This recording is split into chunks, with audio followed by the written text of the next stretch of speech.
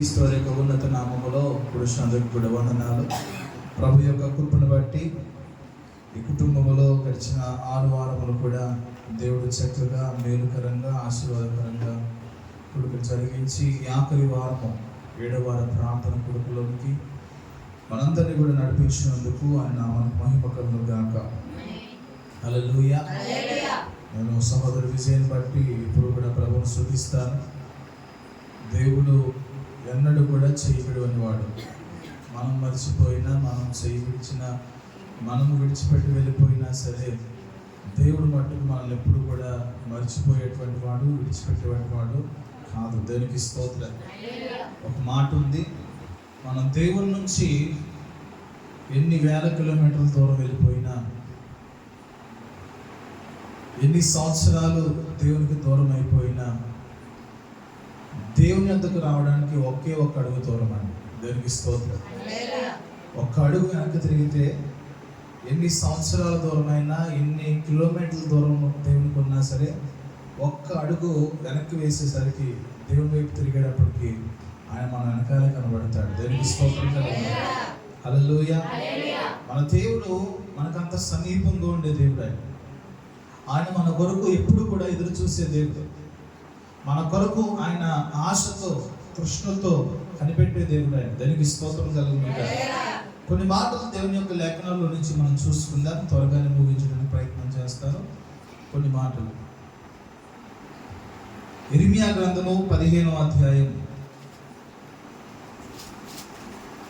ఇర్మియా గ్రంథము 15వ అధ్యాయం 19 అలాగే 20 వచనాలు చదువుకుందాం. కాబట్టి యెహోవా ఇలాగ సెలవిచ్చెను, నీవు నా తట్టు తిరిగిన యెడల, నీవు నా సన్నిధిని నిలిచినట్లు నేను నిన్ను తిరిగి రప్పింతును. ఏవి నీచములో, ఏవి ఘనములో నీవు గుర్తుపట్టిన యెడల నీవు నా నోటి వలె ఉందువు. వారు నీ తట్టునకు తిరగవలనే గాని నీవు వారి తట్టునకు తిరగకూడదు.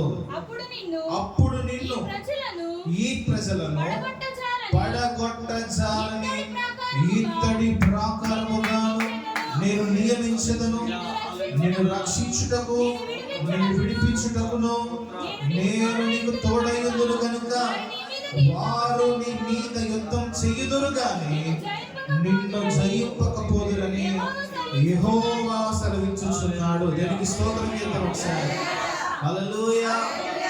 ప్రార్థన చేద్దాం. తమలో ఉంచండి. మహోన్నతుడ, గొప్ప దేవ, సర్వాధికారి, సర్వకృపానిధులైన మా తండ్రి, నీ నామానికి స్తోత్రాలు చెల్లిస్తున్నాను. ఆయన ఇంతవరకు ఆయన జరిగించిన 6 కొడుకులు బట్టి స్తోత్రాలు. 7వ వారం మేము ఇలాగ ఉండడానికి మీ ఆలోచనలో ఉంచినందుకు మీకు స్తోత్రాలు ప్రభా. తండ్రి, ఇంతవరకు కీర్తన ద్వారా మేము స్తుతించాం. చేయబడిన ప్రార్థన విజ్ఞాపన మీ పాదసన్నిధికి చేర్చుకున్నారు. వాక్యంలోకి వెళ్తున్న మాకు సహాయం చేయండి. మానవ స్వరం, మానవ ఆలోచన పూర్తిగా మరుగుపరిచి ప్రభా నీ దైవికమైన స్వరం ఈ స్థలం వినిపింపచేయండి. అయ్యా మీరు మాట్లాడితే జీవం కలుగుతాయి. అయ్యా నువ్వు మాట్లాడితే మేలు కలుగుతాయి. నువ్వు మాట్లాడితే పరిస్థితులు మారుతాయి. మానవులు మేము మాట్లాడితే కార్యము జరుగుతుంది. ఆయన నీ సహాయం మాకు దయచేయండి. ఆయన కుటుంబాన్ని కూడా వాళ్ళందరినీ నీ మాట చేత అయ్యా దీవించి ఆస్వాదించి యేసు నామములో ప్రార్థిస్తున్నాను తండ్రి. ఆమేన్. హల్లెలూయా. హల్లెలూయా. రాగానే నాకు ఒక మాట వినబడుతుంది, ఇత్తడి ప్రాకారం అనే మాట వినబడింది. ఆ మాట పదే పదే వినబడుతుంది. ఇత్తడి ప్రాకారం, ఇత్తడి ప్రాకారం అనే మాట వినబడుతుంటే ఇదే మాట గడిచిన వారం కూడా ఒక చోట నేను చెప్పడానికి దేవుడు అవకాశం ఇచ్చాడు. అది నాకు గుర్తు రాలేదు, కానీ ఆ మాట వచ్చిన తర్వాత నాకు గుర్తు వచ్చింది. దేవునికి స్తోత్రం. హల్లెలూయా. రాస్తున్నాడు, యెహోవా ఇలాగ సెలవిస్తున్నాడు, నీవు నా తట్టు తిరిగిన యెడల. దేవుడు ఎప్పుడు కూడానండి తన ప్రజలైన వారితో ఇదే మాట చెప్తూ ఉంటాడు. దేవుడికి అలవాటు ఏంటండి, ఆయన మన ఒక్కరిని చూసాడా? ఎంతమందిని చూసుంటాడు?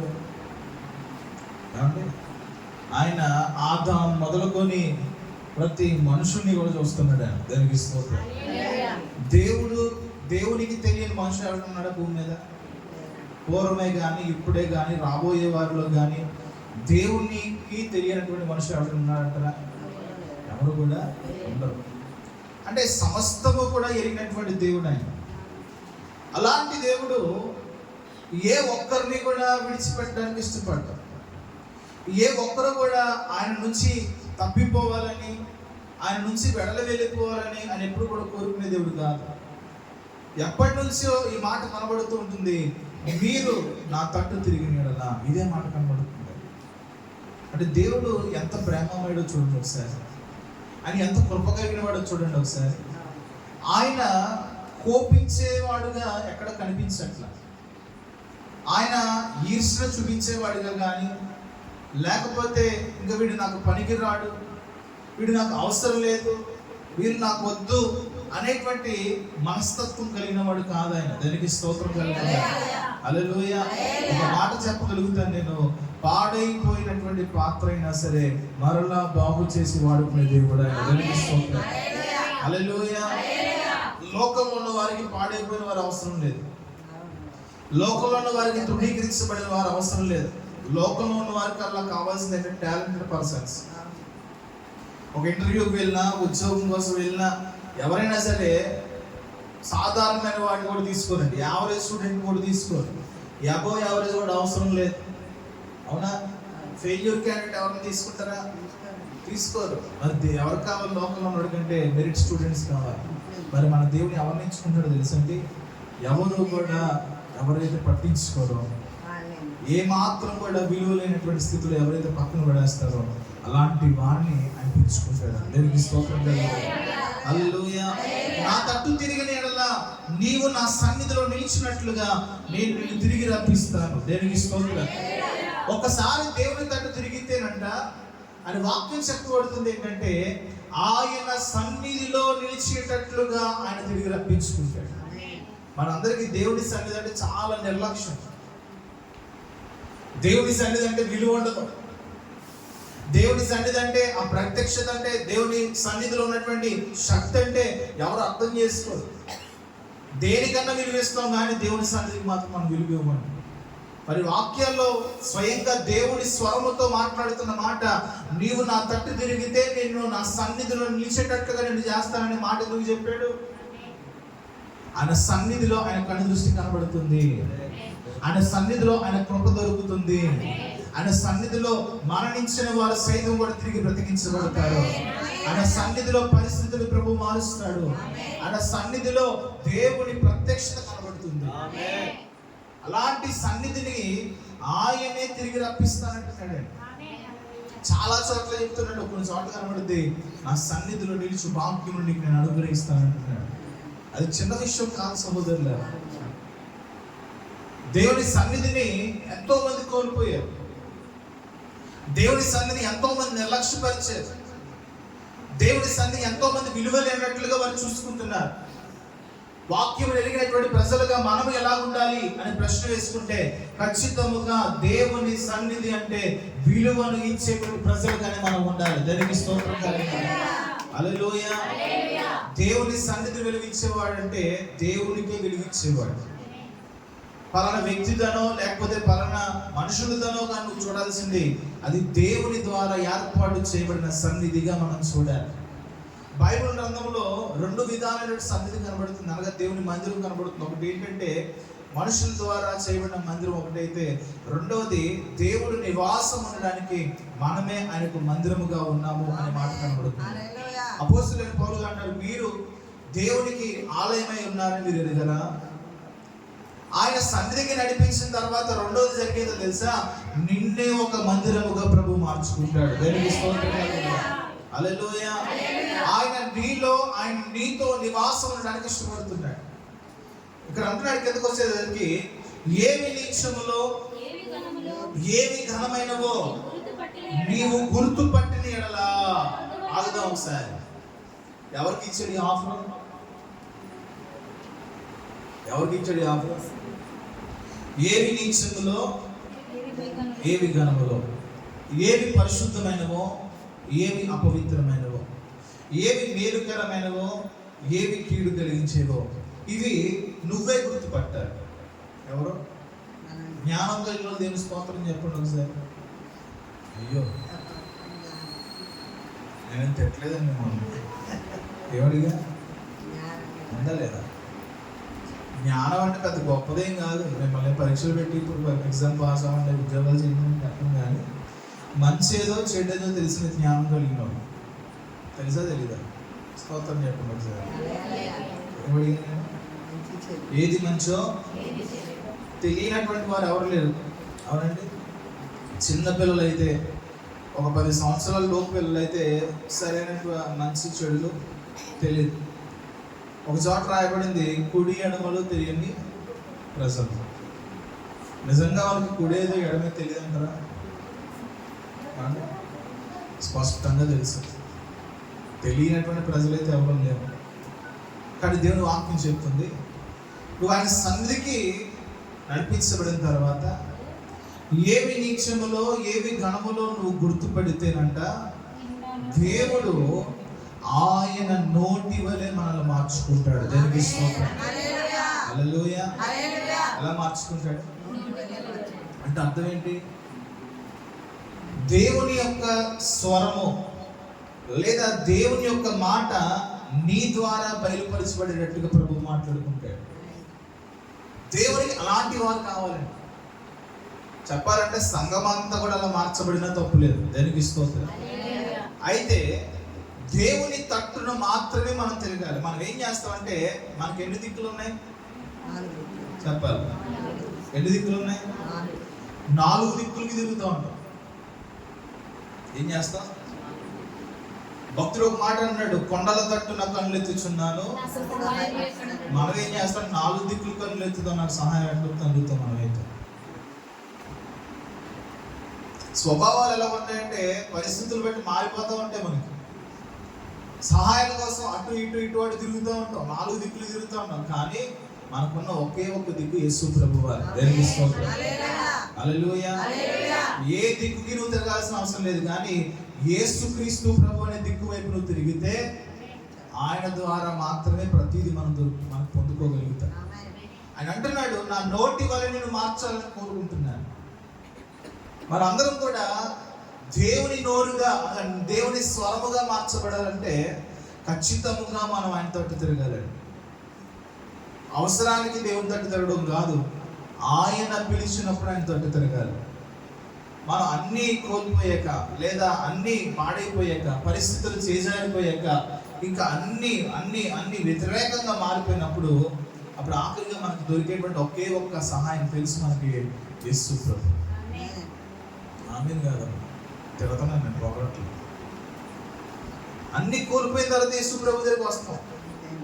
ఆయన ముందుగానే పిలుస్తాడు. నువ్వు మొట్టమొదటి అడుగు బురదలో వేసినప్పటికే నేను పిలుస్తూ ఉంటాడు, నా తట్టు తిరగరా బాబు అని, నా తట్టు తిరిగమ్మని పిలుస్తూ ఉంటాడు. కానీ మనం ఏం చేస్తామంటే, లేదు అవకాశాలు ఉన్నాయి కదా, ఇంకా పరిస్థితులు ఉన్నాయి కదా, చూస్తాం ప్రభు. అయితే దేవుని తట్టున తిరిగేవారు ఎవరైతే ఉంటారో వారిని ఖచ్చితంగా ప్రభు అనే సన్నిధిలో బలపరచడం చేస్తారు. దీనికి స్తోత్రం. హల్లెలూయా. తర్వాత చూడండి, వారు నీ తట్టుకు తిరగాలి కానీ ఎవరు వారు? ఎవరైనా సరే నిన్ను దేవుని తట్టుకు తిప్పకుండా, దేవుని వైపు చూడకుండా చేసేవారు ఎవరున్నా సరే మన జీవితంలో, వారు నువ్వు ఎవరి తట్టయితే తిరిగావో వారి తట్టే తిరగాలి తప్ప నువ్వు వారి వైపు చూడటానికి వీల్లేదు. స్పష్టంగా దేవుడు ఒక హెచ్చరికతో ఈ మాట చెప్తున్నాడు. మనం చూసేది ఎవరిని అంటే సర్వోన్నతుడైన దేవుని చూస్తున్నాం. మనం చూసేది ఎవరిని అంటే మన పట్ల మేలైన ఆలోచన కలిగిన దేవుని మనం చూస్తున్నాం. మనం చూసేది ఎవరిని అంటే మన భవిష్యత్తు ఎరిగిన దేవుని మనం చూస్తున్నాం. మనం చూసేది ఎవరిని అంటే మరణం నుంచి మనం తప్పించిన దేవుని మనం చూస్తున్నాం. దేవునికి స్తోత్రం. హల్లెలూయా. యేసుక్రీస్తు ప్రభు తప్ప ప్రపంచంలో మరి ఎవరు కూడా మేలైన వారు కాదు. ఎవరైనా సరే ఆయనతో పక్కన ఇంకొకరు పెట్టి యేసు ప్రభు ఎక్కువ, పలానా వ్యక్తి ఎక్కువ, యేసు ప్రభు ఎక్కువ లేకపోతే ఏదైనా వస్తువు ఎక్కువ అని ప్రశ్న వేస్తే ఇప్పుడు ఖచ్చితంగా చెప్తారు మాకైతే యేసు ప్రభు ఎక్కువ. కానీ సందర్భం వచ్చేటప్పటికి ఏం చేస్తాం మనం? సందర్భోచుడికి ఏం చేస్తాం మనం? ఖచ్చితంగా దేవుని ఒంటరిని చేసేసి, దేవుని అనాథగా నుంచోబెట్టేసి అటు వెళ్తాం ప్రభు.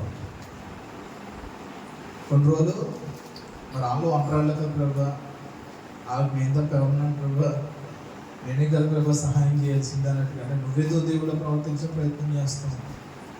కానీ మనం ఒకరి మీద ఆధారపడి ఉన్నాం, అదే దేవుడు. దేవునికి స్తోత్రం, హల్లెలూయా.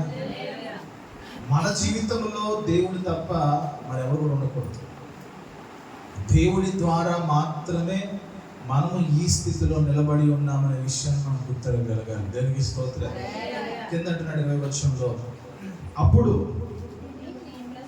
నిన్ను ఈ ప్రజలను పడగొట్టజాలని ఇత్తడి ప్రాకారములనుగా నేను నియమించదను. దేనికి స్తోత్రం. ఎప్పుడో తెలుసా? ఆయన తట్టు తిరిగి ఆయన సన్నిధిలో నిలిచి ఆయన నోటిలాగా ఉండి ఆయన వైపే తిరిగి మరి ఎవరి వైపు తిరగకుండా ఉంటే అప్పుడు నిన్ను ఇత్తడి ప్రాకారముగా ప్రభు మారుస్తాడు. దేనికి స్తోత్రం, హల్లెలూయా. ఇత్తడి అంటే చాలా బలమైందండి. ఇత్తడి అంటే చాలా బలమైంది, ఇనుము కంటే కూడా బలమైంది. ఇనుము కన్నా తుప్పు పడదు కానీ ఇత్తడికి తుప్పు పడదు. అలాగన మనల్ని ఇత్తడి ప్రాకారములుగా బలమైన వారముగా ప్రభు చేయడానికి ఇష్టపడుతున్నాడు. దానికి స్తోత్రం, హల్లెలూయా. నిన్ను రక్షించుటకు, నిన్ను విడిపించుటకు నేను నీకు తోడై ఉంటాను కనుక వారు నీ మీద యుద్ధం చేయుదురు గాని నిన్ను జయించకపోదురు అని యెహోవా సెలవిస్తున్నాడు. దేవునికి స్తోత్రం.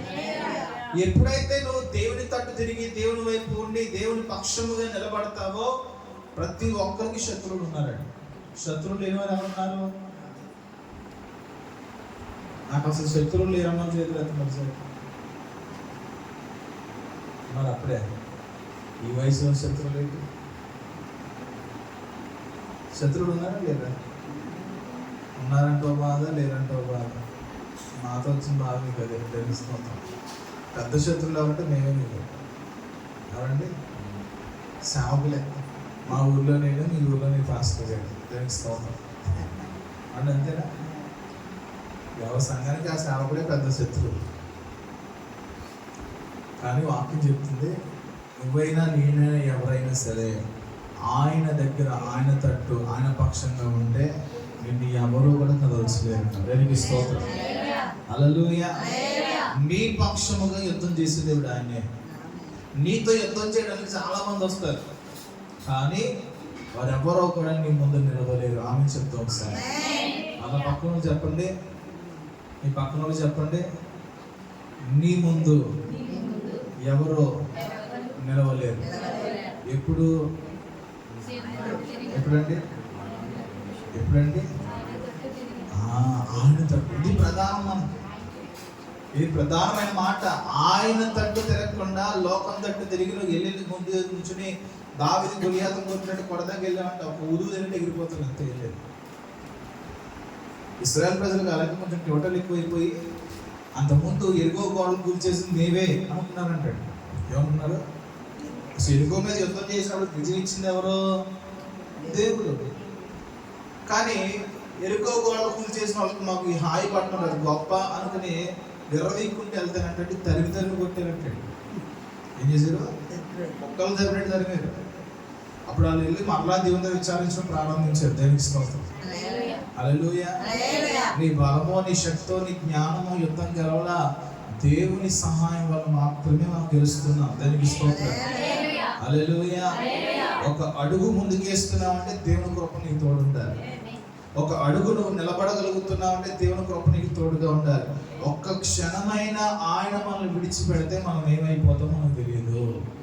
దీనికే మనకి గర్వాలి, దీనికే అతిశయాలు, దీనికే పోగలు, దీనికే కోపాలు, దీనికే అన్నీ వచ్చేస్తూ ఉంటాయి.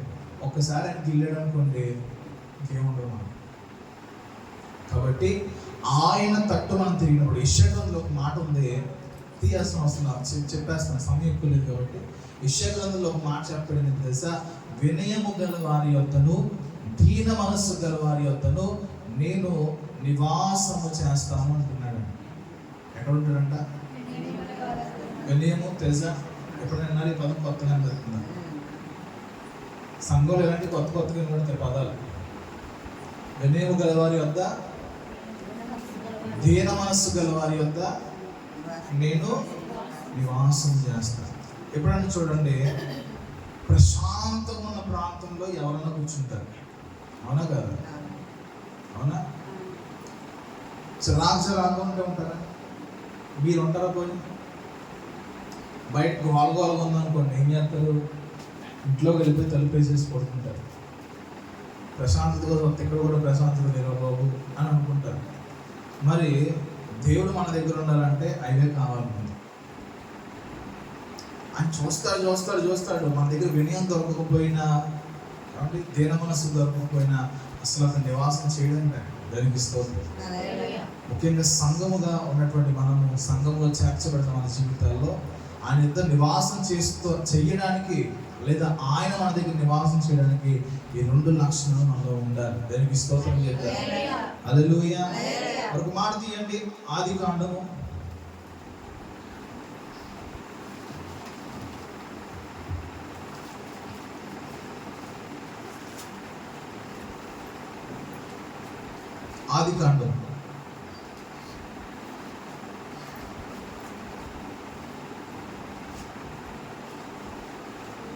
18వ వచనం చదువుతాం. 22వ అధ్యాయం 22:18. మరియు నీవు నా మాట వినినందున భూలోకములోని జనములన్నీయు నీ సంతానము వలన ఆశీర్వదించబడును అని నా తోడని ప్రమాణం చేసి ఉన్నానని యెహోవా సెలవిచ్చెను. దేనికి స్తోత్రం. హల్లెలూయా. అబ్రహాము జీవితంలో అబ్రహాముతో దేవుడు ఏదైతే మాట్లాడాడో, అబ్రహాము ఆ మాటను జరిగించడానికి తీర్మానాలు చేసుకుంటూ ఉండేవాడు. ఏం చేసేవాడు? దేవుడు మాట దొరికితే చాలు ఆ మాట ప్రకారంగా చేయడమే అబ్రహాముకు ఉన్నటువంటి గొప్ప లక్షణం. ఇక్కడ చెప్పే పనులన్నీ కూడా చిన్న చిన్నవి కాదండి, కష్టతరమైన పనులే దేవుడు చెప్తున్నాడు. మన జీవితంలో దేవుడు మాట్లాడే మాటలు మనం చెయ్యాలి అని చెప్పే మాటలు చిన్నవా పెద్దవా ఒకసారి ఆలోచన చేయండి. ఎలా ఉన్నాయి? పెద్దవా చిన్నవా? మనం చేయగలిగినవా చేయలేని దేవుడు చెప్తాడా? మీ స్వరాలను చెప్తే కొంచెం నేను త్వరగా వెళ్ళిపోతాను. దేవుడు మనతో చేయమని చెప్పే పనులు మనం చేయగలిగినవా చేయలేనివా? గట్టిగా చెప్పండి. మీరందరూ ఏకస్వరంతో చెప్పండి. బలవంతం మత మార్పులు నేను చేయను, మీకు ఇష్టమైనదే చెప్పండి. మీరు చేయగలిగేదే దేవుడు చెప్తున్నాడా, చేయలేని దేవుడు చెప్తున్నాడా? చేయగలిగినవి కదా, అవునా? ఒప్పుకుంటున్నారా? ఈ మాట దేవుడు చూస్తున్నాడు. ఆమె అనండి ఒకసారి. మనం చేయగలిగిన మాటలే దేవుడు చెప్తున్నాడు. మరి మనం చేస్తున్నామా చేయట్లేదా? అబ్రహాంకి ఏం చెప్పాడో పైకి చదువుదాం ఒకసారి. చదవద్దు, నేను చెప్పేస్తాను. అబ్రహాము దేవుని యొక్క వాగ్దానము ద్వారా ఇస్సాకును కన్నారు. ఇస్సాకును బట్టి అబ్రహాం చాలా సంతోషంతో ఉన్నాడు. ఈ పైన అధ్యాయం మనం చూస్తే అబ్రహాం ఒకసారి పరిశోధిద్దాము అని చెప్పి, ఎలాగ పరిశోధిద్దాము అంటే అబ్రహామా అని పిలిచి చిత్తం ప్రభు అన్నాడు. అప్పుడు ఆయన, నీకు ఒక్కగానొక్క కుమారుడైన అనగా నీవు ప్రేమించు ఇస్సాకును తీసుకొని మోరియా దేశమునకు వెళ్ళి అక్కడ నేను నీతో చెప్పబోవు పర్వతములలో ఒక దాని మీద దహన బలిగా అతన్ని అర్పించు అని చెప్పాడు. ఇప్పుడు అబ్రహాము చెయ్యగలిగింది దేవుడు చెప్పాడా, చెయ్యలేదు దేవుడు చెప్పాడా? ఈ మాట నాకు కొంచెం జవాబు ఇవ్వాలి. చెయ్యగలిగింది చెప్పాడా, చెయ్యలేని చెప్పాడా? అంటే చేయగలిగిందా? చెయ్యలేదే కదా. మరి మనతో దేవుడు చేయగలిగింది చెప్పాడా, చేయలేని చెప్పాడా? అబ్రహాం ధన్యుడా, మనం ధన్యుడా? అబ్రహాం ధన్యుడా, మనం ధన్యులమా? ఆ ప్రశ్న మీకు అర్థం కావట్లేదు. అబ్రహాము చెయ్యలేనటువంటి పనిని దేవుడు చెప్పి చేయమన్నాడు. మనల్ని అయితే చెయ్యగలిగిన పనే దేవుడు చేయమంటున్నాడు. అబ్రహాం ధన్యుడా, మనం ధన్యులమా? ఏమండి, మనమే ధన్యులు కదా. ఇప్పుడు అబ్రహాము చెయ్యలేని పని చేసాడో చేయలేదా? ఏమండి, ఎలా చేశాడు? అది దేవుని మాట. ఫస్ట్ ఆఫ్ ఆల్ అదేంటంటే అది దేవుని మాట అని విలువిచ్చాడు అంటారు. నీవు నేను దేవుడు మాట్లాడిన విషయం లేదా దేవుడు అడిగింది, దేవుడు చెయ్యమంది అనేది పక్కన పెడితే మొదటిగా నువ్వు దేవుని మాటకు విలువివ్వాలి. ఏం చేయాలి? దేవుని మాటకు మనం విలువివ్వాలంట. ఇక్కడ మనం చదివిన మాటలో నీవు నా మాట వినినందున అనే మాట దేవుని ద్వారా వచ్చింది. దేవునికి స్తోత్రం. దేవునికి అబ్రహామును పరిశోధించాలని అతను చెయ్యలేనటువంటి ఒక పనిని చేయమన్నా సరే, అబ్రహాము దేవుని మాటకు విలువిచ్చి దాన్ని చేయడానికి సిద్ధపడిపోయి వెళ్ళి కట్టెలు పేర్చేసి బలి పశువుగా బలినివ్వడానికి ఇస్సాకును కూడా కూర్చోబెడితే దేవుడు చూసాడు. నువ్వు నా మాట విన్నావు అన్నాడు. పైన నువ్వు నా ఎందుకు భయభక్తులు కలిగి ఉన్నావు. ఏం కలిగి ఉన్నాడు అంటే ఎంత భయభక్తులు కలిగి ఉన్నా చెయ్యని పని ఎలా చేస్తాం ప్రభా? ఎంత భయభక్తులు ఉన్నా, ఎంత భక్తి చేసినా, ఎంత దేవుని మాట అన్నా చెయ్యని పని ఎలా చేస్తావు? అవన్నీ పక్క పెట్టాడు తన మైండ్. మనకు వచ్చే ప్రశ్నలు అబ్రహాం కూడా వచ్చి ఉండొచ్చేమో కానీ కాబట్టి దేవుడినే ప్రశ్నించగలిగినటువంటి జ్ఞానవంతులు మనందరం కూడా. ఎవరినే ఆ సంఘాల్లో మంచి మంచి క్వశ్చన్ మార్కులు ఉంటాయండి. గోరింటాకు పెట్టుకొస్తారు. గోరింటాకు పెట్టుకొచ్చి సైకిల్ అడుగుతాయండి. మాట అర్థమైపోతుంది. మన ఎంత దుర్మార్గులో మూర్ఖులు అర్థమైపోతుంది. మా మొహాలు చూస్తాయి. ఏంటి అలా ఉందని అడిగితే పక్కన ఆవిడతో చెప్తుందంట, దేవుడు గోరింటాకు పెట్టుకోవద్దని చెప్పాడా?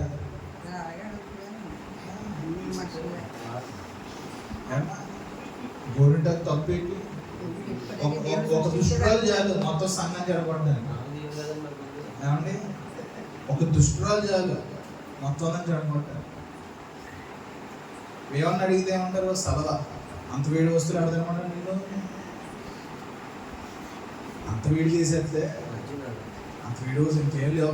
మీకంటే ఘోరమైన వేడిలో మేము ఉన్నాం తెలుసా.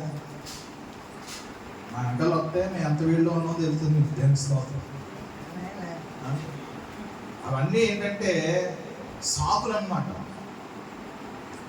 నువ్వు చెప్పే సాకు నాకు నచ్చచ్చు, పక్కన వాళ్ళకి నచ్చచ్చు, అందరికీ నచ్చచ్చు, కానీ దేవుడికి నచ్చగలరా? దేవుని మెప్పించగలవా నువ్వు? నువ్వు చెప్పే సాకు ఓకే అమ్మా, స్కూల్కి ఎందుకు లేట్గా వచ్చావు, కాలేజీకి ఎందుకు లేట్గా వచ్చావు? సార్ మా అమ్మగారు కొంచెం క్యారేజ్ పెట్టడం లేట్ అయింది సార్. సరే వాళ్ళు వదిలేస్తాను. సాకు బాగుంది. అదే సాకు రోజు చెప్తే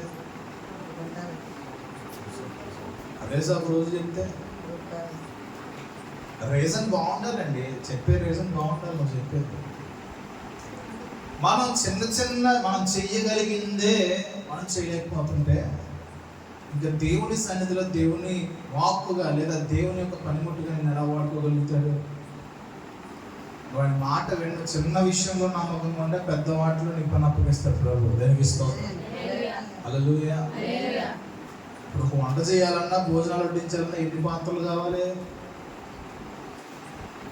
ఒకటి ఎక్స్ట్రా సరిపోద్దా? చేత్తో తిప్పండి అయితే. పొయ్యి ఎవరు ఎత్తారు? చిన్న అగ్గిపుల్ల కూడా వాడాల్సిందే. అగ్గిపుల్ల లేకపోతే పొయ్యి అవుతుంది. గరిటి కావాలి. అన్నం వాచిన తర్వాత అది ఉంటుంది, కన్నాలు పొట్టు అది కావాలి. ప్రతి వస్తువు ఒక పరిపూర్ణమైన ఆహారం తయారు కావడానికి ఎలాగైతే ఉపయోగపడాలో, సంఘములో కూడా ప్రతి ఒక్క విశ్వాసి కూడా దేవుడు వాడుకోవడానికి అర్హమైన పాత్రగా మార్చబడాలి. దేనికి స్తోత్రం. హల్లెలూయా. నాకు అవసరం లేదు అంటే ఒక చెంచా కూడా వాడతాం తెలుసా. భోజనాల్లో చట్నీ వేస్తామా? దేంతో వేస్తారో? 4 తీసేస్తారు కదా. కంచం మొహం వేసి కొట్టేస్తారు ఎవడైనా సరే. దేంతో వేయాలి? సాంబార్ గడితేయండి ఎంత పడుతుంది? కన్నాలు గరిగితేయండి ఎంత పడుతుంది? అట్ల పొలితేయండి ఎంత పడుతుంది?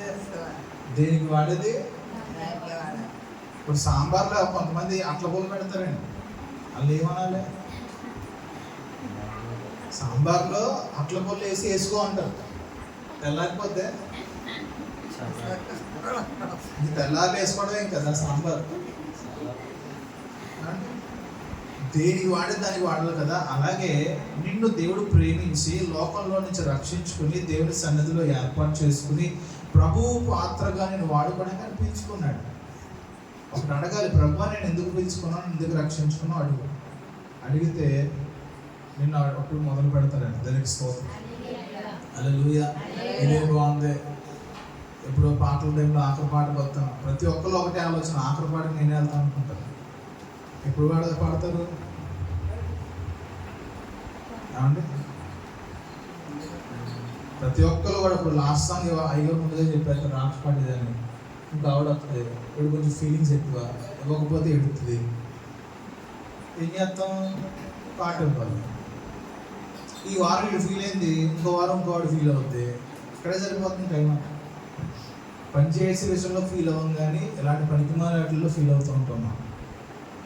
ఎలాంటి వాటిల్లో ఆకు ఎగిరిందని, ఆకులో దోమ పడిందని, బట్ నువ్వు చేయలేని పనుల విషయంలో దేవుడు ఇంకెంత ఫీల్ అవ్వాలి? నీకు ఇచ్చిన క్రమంలో, నీకు ఇచ్చిన పనిలో నువ్వు నమ్మకంగా చేయకపోతే ప్రభు ఎంత ఫీల్ అవ్వాలి? అవునంటారా కాదంటారా? నేను తప్పుగా చెప్తే నేను క్షమించాను, తప్పుగా చెప్పట్లేదని నేను అనుకుంటున్నాను. దేవునికి స్తోత్రం. హల్లెలూయా. దేవుని ద్వారా మనం అందరం కూడా పిలవబడ్డాం. ఎవరో ఎక్కువ కాదు, ఎవరో తక్కువ కాదు. దేనికి ఉన్నటువంటి ప్రాధాన్యత దానికి దేవుడు ఇచ్చాడు. ఆ ప్రాధాన్యత లేదా ఆ విషయంలో నువ్వు నమ్మకము కలిగి ఉండాల్సిందే. అబ్రహాముకు దేవుడు ఒక మాట చెప్పాడు, అది చెయ్యదగినటువంటి పని కాదు, కానీ అది దేవుని మాటగా విలువించి ఆ పని చేసినందుకు దేవుడు మాట్లాడుతున్నాడు. నీవు నా మాట వినినందున భూలోకములోని జనములన్నీ నీ సంతానం వలన ఆశీర్వదించబడతారు అని నా తోడని ప్రమాణం చేశాడు అంటాడు. దేవునికి స్తోత్రం. హల్లెలూయా. అంటే ఎంత గొప్ప వాగ్దానం పొందుకున్నాడు చూడండి ఒకసారి. అలాంటి వాగ్దానాలు ఈ జీవితంలో ఎన్ని ఉన్నాయి? అబ్రహాముతో దేవుడు వాగ్దానం చేశాడు కదా, నీతో నీ కుటుంబంతో కూడా నేను వాగ్దానం చేయాలి కదా. అలాంటి వాగ్దానములు పొందుకునే స్టేజ్లో మనం ఇంకా వెళ్ళలేకపోతున్నాం. అబ్రహాం చేయలేని పనే చెప్పాడు. ఫస్ట్ ఒక మాట చెప్పాడు. పిలిచినప్పుడు అబ్రహాం గురించి మొట్టమొదటి వచ్చిన కనబడితే అబ్రహాముతో దేవుడు మాట్లాడిన మాట, నువ్వు నీ ఇంటి నుంచి బయటకు వచ్చే వస్తావా, నీ వ్యాపారం నుంచి బయటకు వచ్చే వస్తావా, నీ దేశం నుంచి బయటకు వచ్చే వస్తావా, వస్తావా? ఇప్పటికి బంధువులు అంటే పిచ్చుకొక్కలాగా తిరుగుతున్నాం. ఇప్పటికి అమ్మ మా వాళ్ళు ఎవరో రేపు పోయాక మా వాళ్ళు రారండి.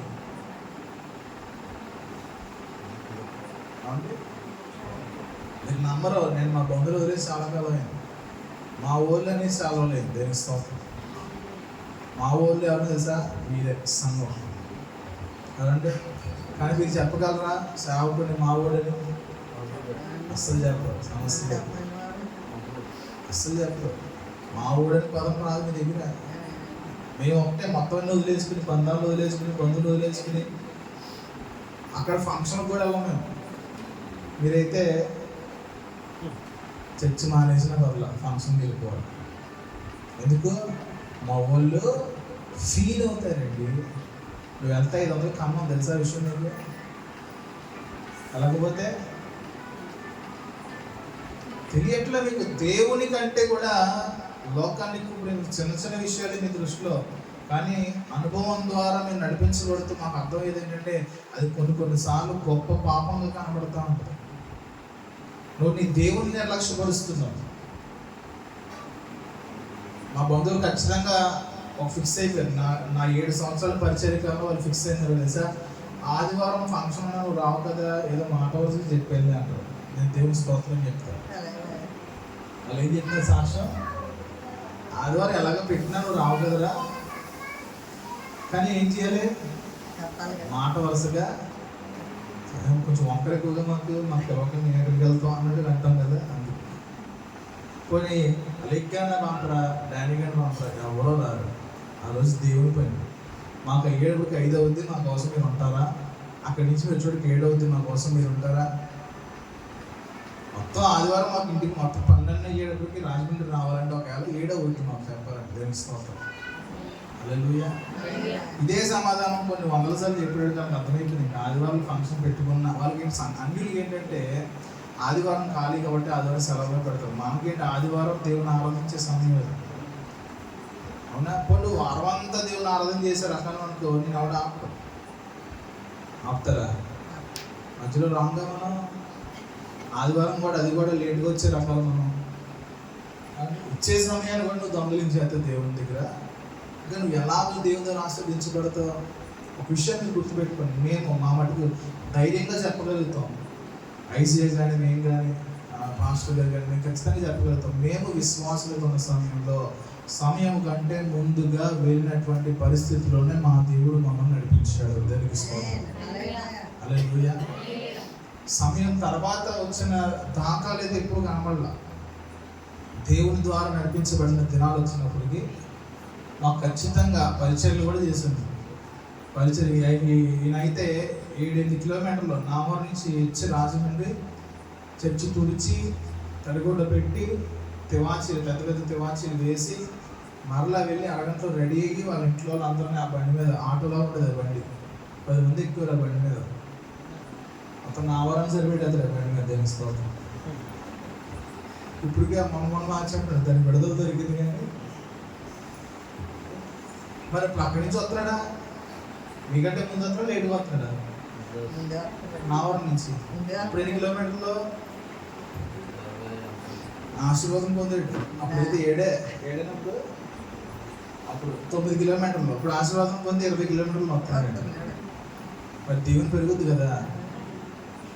మరి మీరు కిలోమీటర్ దూరం ఉండదు ఎవరికన్నా చర్చికి. సమస్య లేదండి. దానికి స్తోత్రం. అదే చిన్న చిన్న విషయాలు, నీకు అన్ని చిన్న చిన్న విషయాలే దేవుడు దానినే పెద్దగా చూస్తాడు. నా కొరకు నమ్మకమైన వారిని నేను ఏర్పరచుకుంటాను అంటున్నాడు ఆయన. దానికి స్తోత్రం. మరి ఆ నమ్మకమైన గుంపులో నువ్వు ఉండగలుగుతావా? ఆ నమ్మకమైన వారి కోసం ఎదురు చూస్తున్నాడండి. బలా నమ్మకమైన మంచి దాసుడా అన్నాడు లేదా? నమ్మకస్తులు కావాలి దేవునికి. మాట చూసి ముగించేసుకుందాం. ఇంకా యోబు గ్రంథము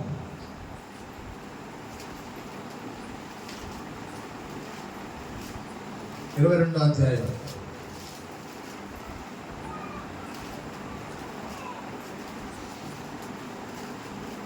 22 నుంచి చదువుదాం.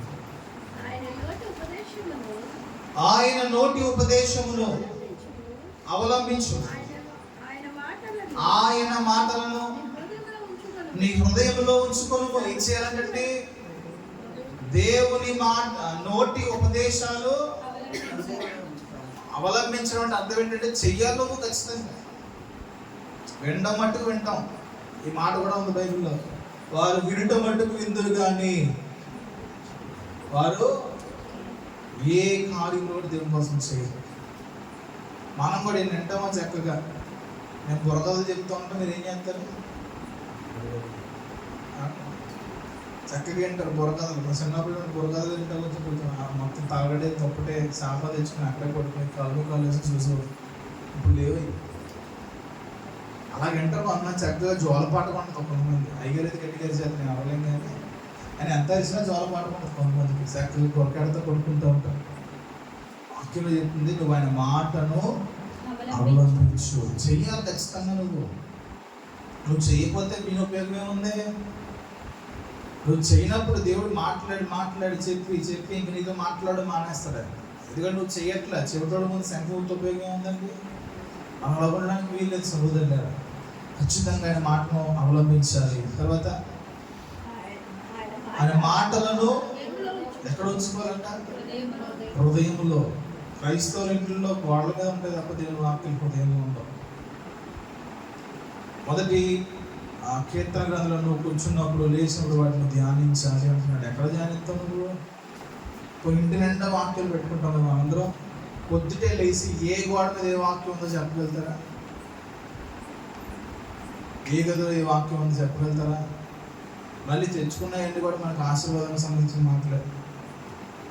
అన్నీ మనకు నచ్చిన మాటలే తెచ్చుకుంటాం. అవునండి. ఎక్కడ ఉండాలంటే వాక్యం నీ హృదయంలో ఉండాలి. ఆ హృదయంలో ఉంటే దేవుని వాక్యం నీకు ఎప్పుడు మాట్లాడతాడు. తర్వాత మట్టిలోని సర్వశక్తుని వైపు నువ్వు ఏం చేయాలంట? మనం ఎక్కడ అదే చెప్తున్నాడు, సర్వశక్తుని వైపు నువ్వు తిరగాలి. మనందరం కూడా లోకం వైపు తిరుగుతూ ఉంటాం, మనుషుల వైపు తిరుగుతూ ఉంటాం. అటువైపు నువ్వు ఎన్ని రోజులు తిరిగి ఉంటావో అన్ని రోజులు కూడా నీకు లాస్ అవుతుంది. ఎన్ని రోజులు నువ్వు లోకం వైపు తిరిగి ఉంటావో ఆ రోజులన్నీ కూడా నీకు నష్టమే కలుగుతూ ఉంటుంది. కాబట్టి మేలు కలిగించే దేవుని వైపు, సర్వశక్తుని వైపు నువ్వు తిరిగి ఎడలా నీ గుడారములో నుండి నీ దుర్మార్గతను దూరముగా తొలగించిన నీవు అభివృద్ధి పొందేదవు. దేవునికి స్తోత్రం చెప్పారు. హల్లెలూయా. నీ ఆత్మీయ జీవితంలో, నీ కుటుంబంలో, నీ పనులలో, నీ వ్యాపారంలో, నీ ఉద్యోగంలో, నీ బిడ్డల భవిష్యత్తులో అభివృద్ధి కావాలంటే ఆయన తట్టు మనం తిరగాలి, ఆయన మాట వినాలి, ఆయన చెప్పింది చెయ్యాలి. ఆయన మనతో ఏమన్నాడు, మనలో ఉన్నటువంటి దుర్మార్గతను ఏదైనా సరే మనం దూరంగా పడేసుకుంటేనంట అప్పుడు నీ జీవితంలో అభివృద్ధి కలగడం ప్రారంభిస్తుంది. దానికి స్తోత్రం. చూడండి, రైతులు ఎప్పుడైనా సరే వారి పంట పొలాలు లేదా కాపుకు వచ్చినప్పుడు వారు కలుపు మొక్కలన్నీ తీసి పడేస్తారు. కలుపు మొక్కలు ఎందుకు తీస్తారు తెలుసా?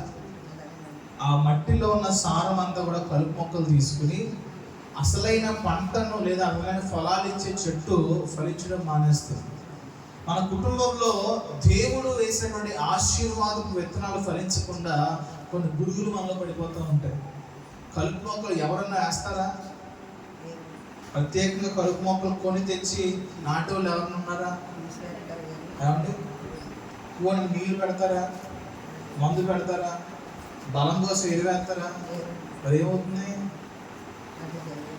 ఎవరో చెప్పకుండా, ఎవరు అడగకుండా, ఎవరు పర్మిషన్ తీసుకోకుండా విధంగా మాత్రం మామూలే. మీ జీవితంలో, నా జీవితంలో అలాంటి కలుపు మొక్కలు చాలా ఉన్నాయి. అవి ఎప్పుడైతే నువ్వు తీసి దూరంగా పడేస్తావో, ఒకవేళ పడేయలేదనుకోండి, వాటికి ఉన్నటువంటి లక్షణం అది తీసి అక్కడే పడేస్తే దాంట్లో ఉన్న విత్తనం మళ్ళీ అక్కడే పడుతుంది. ఎక్కడ పడేయాలి? దూరంగా పడేస్తే అప్పుడు నువ్వు ఫలించడం ప్రారంభిస్తావు. దానికి స్తోత్రం. హల్లెలూయా. నీ కుటుంబంలో అభివృద్ధి, ఒకటి ఆత్మ సంబంధంగా అభివృద్ధి కావాలి. రెండవది నీ కుటుంబంలో శరీర సంబంధంగా అభివృద్ధి పొందాలి. నీ చేతి పంట ఆశీర్వదించబడాలి. నీ కష్టార్జితము అభివృద్ధి కలగాలి. నువ్వు ఏదైతే అడుగు పెడుతున్నావో ఆ పనులన్నీ కూడా దీవెనకరంగా మార్చబడాలి. దేనికి స్తోత్రం చెప్తారు. ఇవన్నీ ఎప్పుడు జరుగుతాయి తెలుసా? మనము ఆయన తట్టు తిరిగినప్పుడు.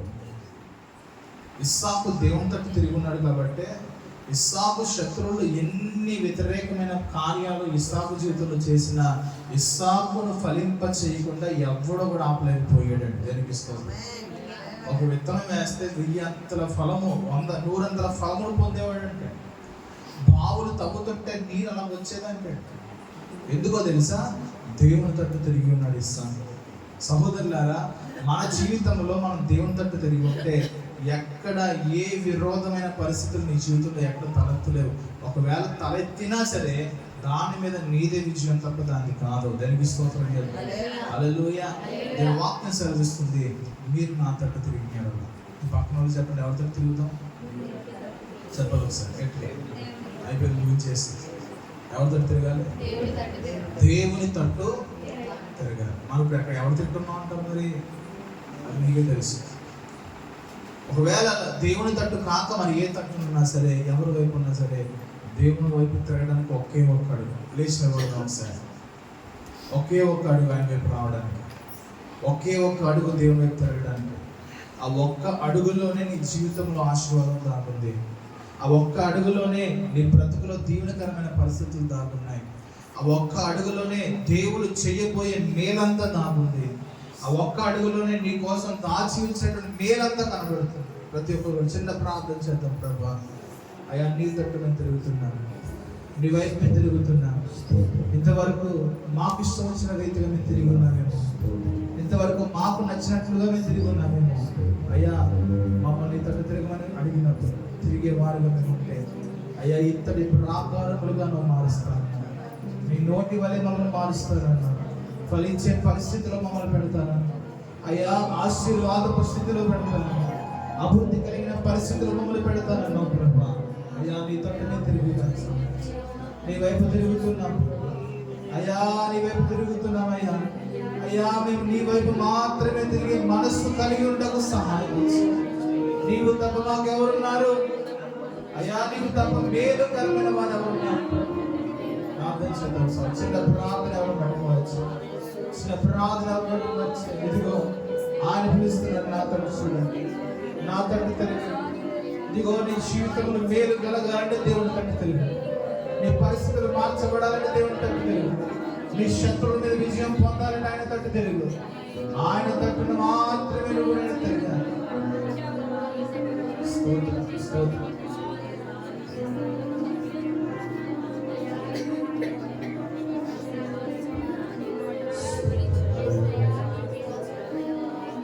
నా మనసు నీ వైపు త్రిప్పిన వెంటనే శత్రువుల చేతి నుండి విడిపించినావు, కాపాడినావు.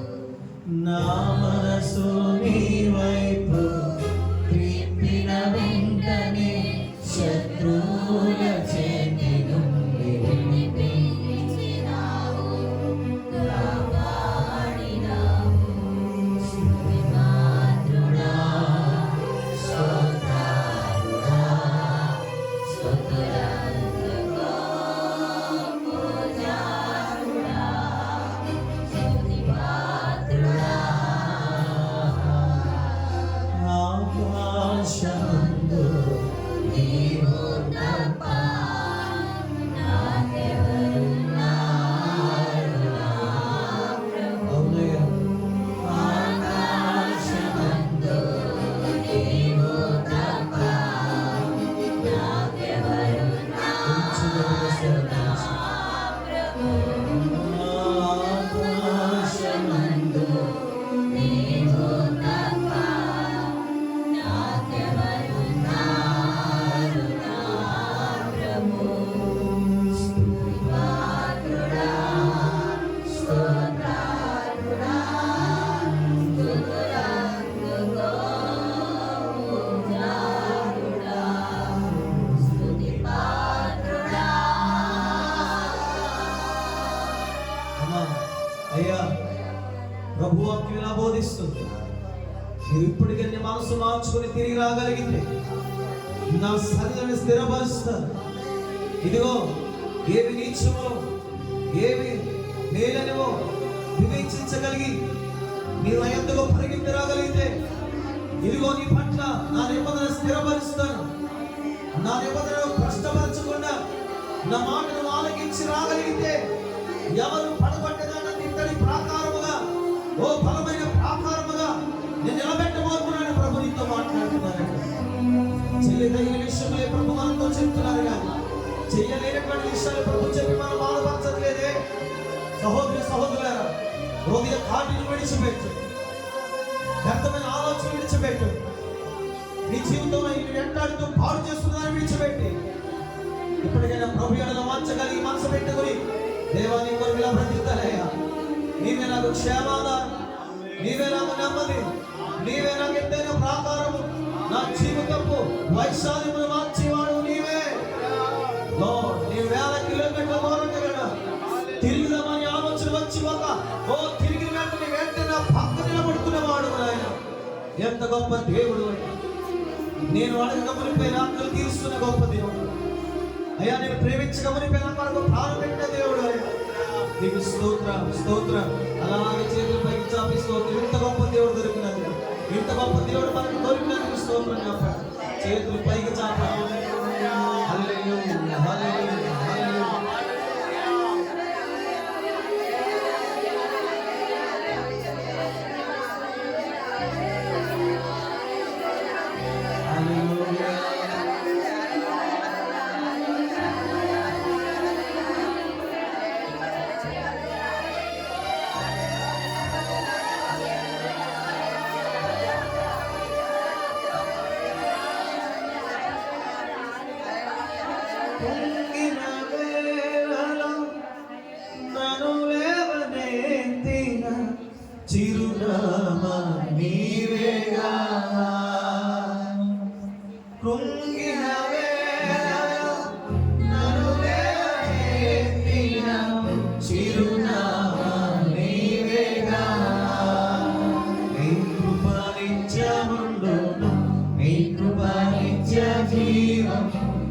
కృప వివరింప నా తరమా యేసయ్యా. నీ కృప నిత్యముండును, నీ కృప నిత్య జీవము, నీ కృప వివరింప నా తరమా యేసయ్యా. నీతిమంతుల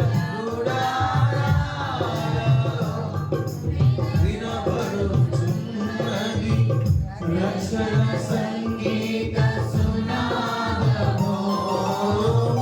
నీతిమంతుల గుడారాలు వినబడుచున్నది రక్షణ సంగీత సునాదము.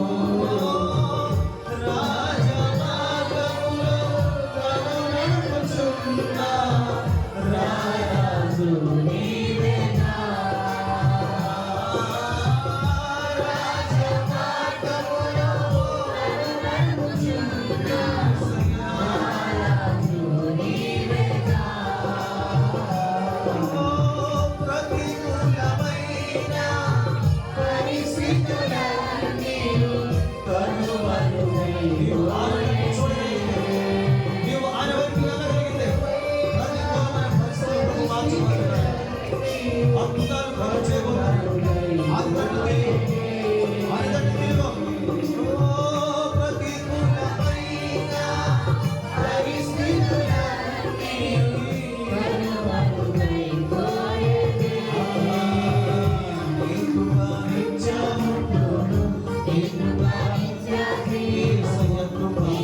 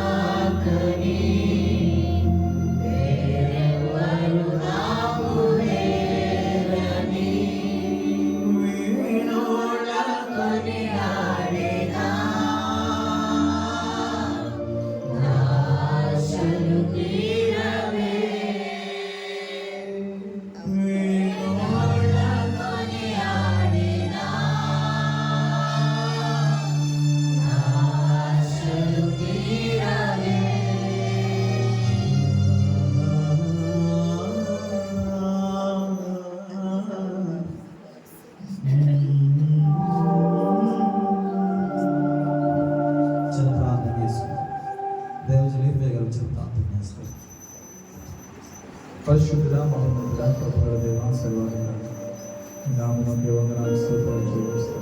రాత్రికాల సమయంలో 7వ ప్రార్థన కొడుకులను నడిపించి వాంతి శుభ్రపరిచి మీ దీవెనకరమైన పరిస్థితులకు ఇంతవరకు చివరి ప్రార్థన జ్ఞాపకం పాసన చేర్చుకున్నారు. మీ కృపతో నడిపించారు అయ్యా. మునుపటి కంటే అధికమైన మీరు ఈ కుటుంబంలో చూచుదురుగా మరొకరి కంటే అద్భుతమైన కార్యాలు ఈ కుటుంబంలో జరుగునుగా అయ్యా ప్రభా. ఇప్పుడు తిరిగి ఉండగా నీ తట్టు తిరిగి ఉండగా నీ మాట వినిచుండగా ప్రభా వారి జీవితాల అభివృద్ధికరమైన కార్యాలు జరిగిస్తున్నారు.